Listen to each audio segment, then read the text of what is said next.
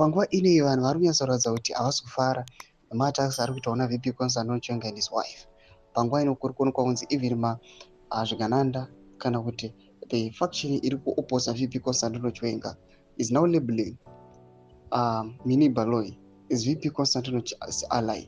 Ari kuonekwa kunzi she is also ambitious, paving way for his husband VP Constantine Chiwenga kuti akwanise kuosta zvigananda. Panguva ine ndiri subscribe or like on the bell icon. Tipina paendo anyazozikanwa kuti is a lieutenant wezvigananda mudanyo rachiti I stand with Colonel Minnie Baloyi Chiwenga. She is Mrs. Chiwenga, not Chiwenga's ally. General's politics has nothing to do with her. Leave her out of it. Deal with the general. He is your target. Musape Minnie divi Basha character assassination.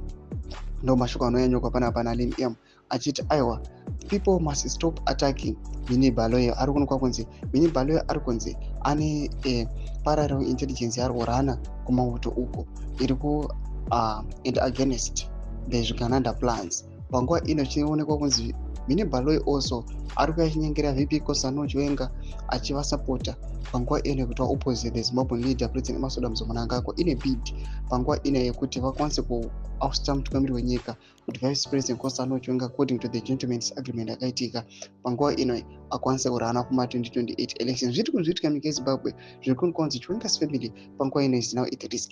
Anytime people they're expecting anything. Panguva ino mamwe mataxation ari suspected. Panguva ino zvakaita sekuretire kuri kuonekwa kuita na Philip Valero Sivanda. Panguva ino people vari kunyatsokuonekwa kunzi vakatarisira kuti he might be elevated mu the ruling party ZANU-PF. Panguva ino especially mucentral committee sezvakangoitwawo vana kuda kwaChitagure. Panguva ino these two figures pamwechete the third one Mutsvangwa they are being suspected kunzi these guys one of them or one or two between two among the list or even the three of them they might be elevated the presidents. Zviri kuzviitika munyika yeZimbabwe. Tudze mafunguro enyu muri kudii pamusoro pechitiko ichi. Pindai comment section medu za mafunguro enyu. Subscribe or like, hit on the bell icon.